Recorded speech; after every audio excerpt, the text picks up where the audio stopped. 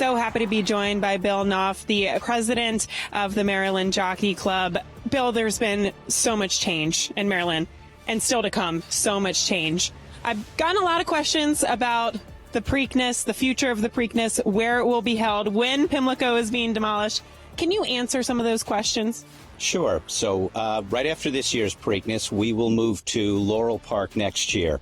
And for the first time, the Preakness will be held at Laurel.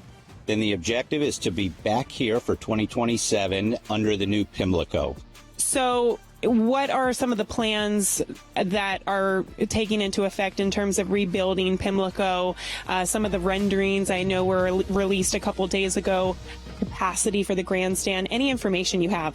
As you noted, the renderings were just released. It's going to be beautiful. It's going to touch on the history of Pimlico and the architecture and its associations with Baltimore and Maryland. And I think obviously the facility will be modernized to today's standards, but it was thought of that to really, capture the history of what Pimlico and Baltimore represents. So capacities, we haven't really gotten to that point yet. We're still working out how it's going to flex up on days like this. I think it's going to be right-sized for everyday racing and be very comfortable and have something for everybody, whether it's groups or corporate outings or somebody who just wants to go to a picnic area. But then, of course, for Preakness and Black-Eyed Susan and hopefully other days like Maryland Millions, we'll be able to flex up on those days like we do now. Yeah, there were about 150 dates last year, about 120 dates this year.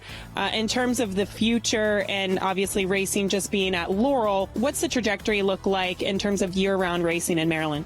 I think that you hit it. The objective is to have as much year-round racing as possible. Obviously, this year we're taking a little bit of a break in July and August and doing some things with Colonial Downs to give the horsemen the opportunities to run there. But I think at the end of this year, we'll have a much better idea of seeing how the racing progresses in the winter time. Obviously, this is a kind of the strong time of year, and it's showing by the handle and the support around the country. But, moving forward, I would see probably somewhat similar, but, we'll react to it, and we'll work with the horsemen because the new nonprofit is acting on behalf of the industry, whether it's the horsemen or the breeders, and obviously the state as well. So we're kind of all in it together.